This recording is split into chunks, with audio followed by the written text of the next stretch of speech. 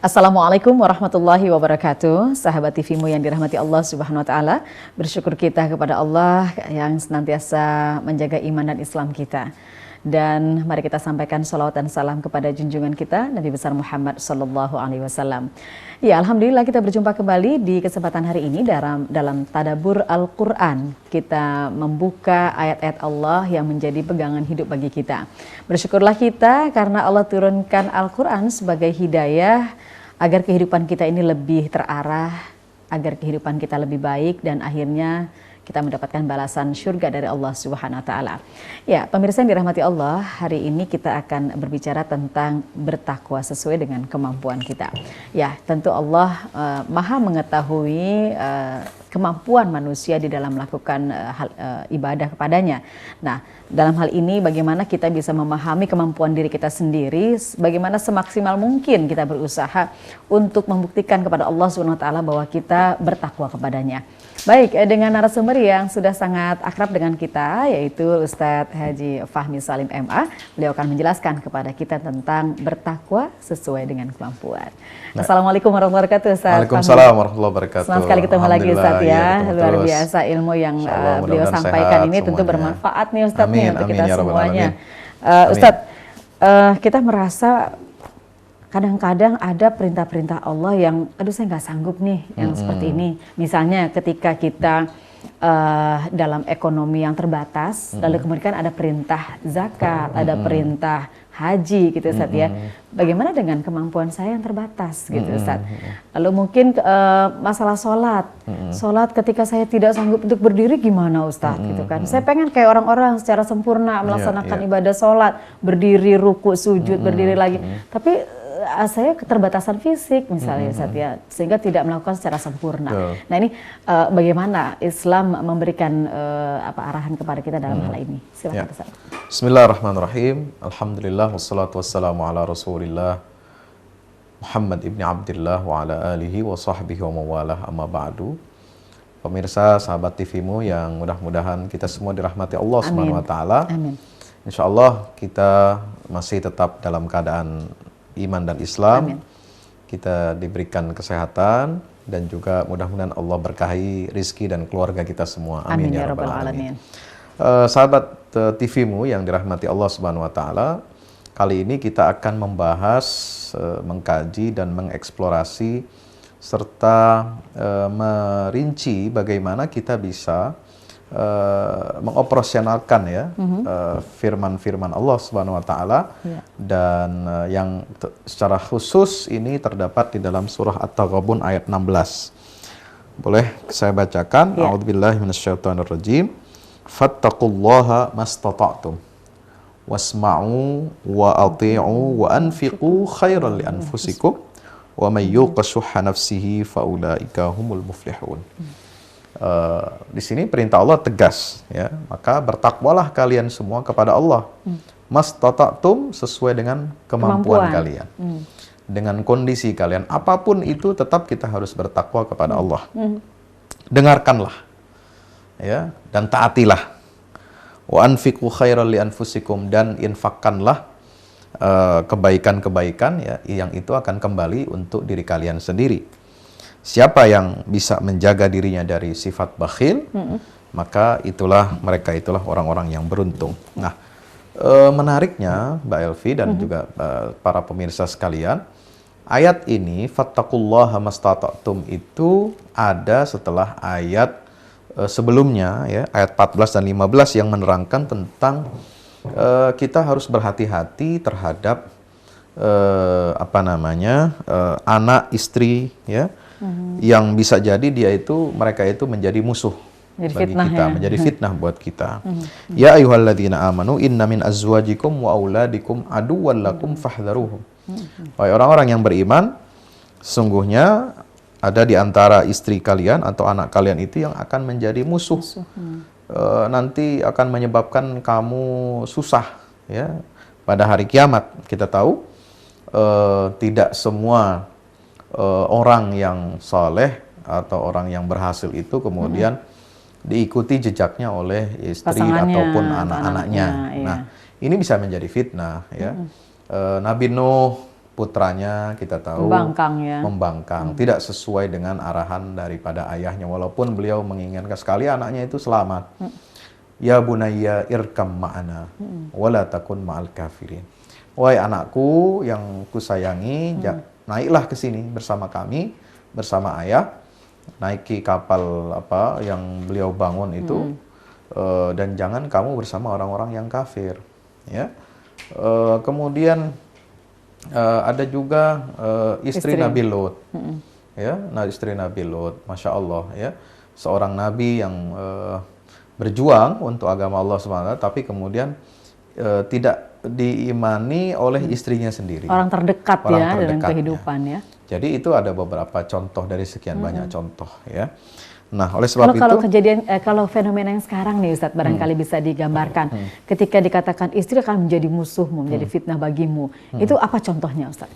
Ya, sekarang ini bisa menjadi bumerang ketika misalnya istri itu yang menyebabkan kita bermaksiat kepada Allah. Padahal kita sudah memberikan komitmen, ingin lurus dalam mengikuti peraturan hukum, tapi ternyata ada dorongan pengaruh istri sehingga kita korupsi atau berbuat yang tercela seperti itu. Nah, itu yang disebut dengan istri menjadi musuh. Ya, bukan berarti musuh-musuhan. Kita berhadapan perang dengan istri kita, tidak. Tetapi disitulah ada namanya perang ya batin antara kebaikan yang ada pada salah satu pihak suami istri dengan keburukan yang ada pada sifat salah satu pasangan kita. Nah, itu yang bisa menyebabkan fitnah ya di dalam diri kita. Akhirnya hidup juga tidak menyenangkan ya kalau di dalam satu rumah ini menjadi musuh gitu, orang terdekat gitu menjadi musuh dalam hidup. Menyebabkan kita akan membuat kita ini banyak melakukan maksiat kepada Allah Subhanahu wa taala. Sebab itu pentingnya dalam pendidikan keluarga ini kita mencari jodoh itu kan mencari pasangan hidup kan dari orang yang soleh. Nabi menyatakan bahwa perempuan dinikahi karena 4 hal, karena hartanya, karena keturunannya, karena kecantikannya, dan juga karena agamanya. Maka Rasulullah merekomendasikan yang terakhir, fazfar bidatid din taribat yadak. Kalau kita berpegang dan memilih calon pasangan kita itu dengan pendidikan agama yang kuat, insya Allah akan selamat. Ya, semuanya bisa didapat kalau kita berpegang kepada fazfar bidatid din itu. Makanya kita harus berhati-hati dalam memilih pasangan. Termasuk dalam ini, bertakwalah kepada Allah SWT dengan sebetul-betulnya takwa. Ya, dengan takwa yang sesuai dengan kemampuan kalian. Nah, ini yang disampaikan Allah di dalam Al-Quran agar menjadi peringatan buat kita semua. Nah, menjalankan ibadah kepada Allah itu otomatis kan bertakwa kepada Allah. Nah, bertakwa kepada Allah ini harus dilakukan sesuai dengan kondisi objektif kita. Ya, ketika kita tidak bisa misalnya melaksanakan tadi yang dicontohkan oleh Mbak Elvi gitu ya, tidak bisa melaksanakan sholat 5 waktu secara sempurna, ya, tidak bisa berdiri atau tidak bisa ke masjid, ya kita lakukan sesuai dengan kemampuan kita. Yang penting 5 waktu ini jangan tinggal. 5 waktu jangan ditinggal, ya. Apapun kondisinya, ya. Kalau kita sedang bepergian, tentu ada aturan yang memberikan dispensasi, kita bisa mengkasar salat atau menjamak salat gitu ya. Nah, juga dalam zakat kita belum bisa berzakat. Nah, paling tidak kalau kita belum bisa berzakat mengeluarkan mal harta kita, ya kita zakat, zakatkan misalnya apa? Ilmu kita bisa berikan. Oh iya. Kita punya keahlian apa? Nah, itu bisa kita zakatkan. Ya, kita punya kemampuan di bidang apa? Kita nggak bisa nih ngasih uang, tapi kita punya pikiran, punya tenaga, ya, untuk kita sumbangkan, ya, buat. Nah, itu juga jadi kebaikan buat kita. Ya. Dimulai dari hal yang kecil, ya, sedekah. Kita tidak mampu zakat, mampunya mungkin sedekah. Ya, kasih kita tiap Jumat, kita kasih masukan tromol, uang, ya. Kita biasakan anak-anak kita kalau kita bawa mereka ikut sholat Jumat, Kita ada masukkan kotak mereka, itu kita biasakan. Kasih mereka, bekali mereka uang 5.000, 10.000 nak, nanti masukkan. Itu juga bagian daripada pendidikan karakter buat anak kita agar mereka bertakwa kepada Allah Subhanahu wa taala. Seperti itu. Ya, iya. Baik, kemudian Ustadz, ketika kita bicara tentang kemampuan kita dalam bisa nggak dengan kata-kata ini malah jadi orang kalau melakukan jadi nggak maksimal gitu Ustadz. Akan semampunya aja, gue mampunya segini gitu. Ini jadi apa sih istilahnya, jadi alasan yang dijadikan, ya ini jadikan alasan untuk melakukan perbuatan nggak maksimal gitu akhirnya. Ya justru menurut saya nggak seperti itu ya. Gitu. Bertakwa ya sesuai dengan kemampuan kita itu menunjukkan itu tingkat yang optimal. Ya, kita mampunya sedekah 5 miliar, ya keluarin 5 miliar. Ya. Kita mampunya sedekah 5 juta, ya keluarin 5 juta. Nah, itu kan sebenarnya semampu kamu ya, seoptimal yang pada saat itu ada.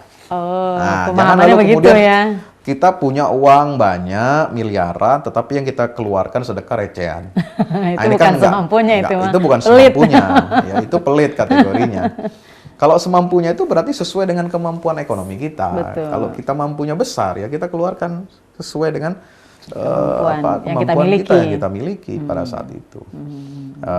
Kalau bisa melaksanakan puasa sunnah Senin Kemis atau puasa tengah bulan, ya ini kalau bisa dilakukan ya kita lakukan sesuai dengan kemampuan kita. Jadi yang bisa mengatakan saya mampu atau tidak, hati kecil kita sebenarnya, Ustadz ya? Iya, kita sendiri yang bisa menilai kan. Sebab itu ini kaidah fattaqullaha mastata'tum ini menjadi kaidah yang begitu ditekankan oleh para ulama ya untuk menjalankan ibadah. Prinsipnya adalah semaksimal mungkin yang bisa kita lakukan. Ya. Baik, nanti kita lanjutkan kembali ya, Ustadz Fahmi dan sahabat TVmu dimanapun saat ini Anda berada. Kita akan lanjutkan kembali pada segmen yang berikutnya dan kami akan kembali setelah informasi yang berikut.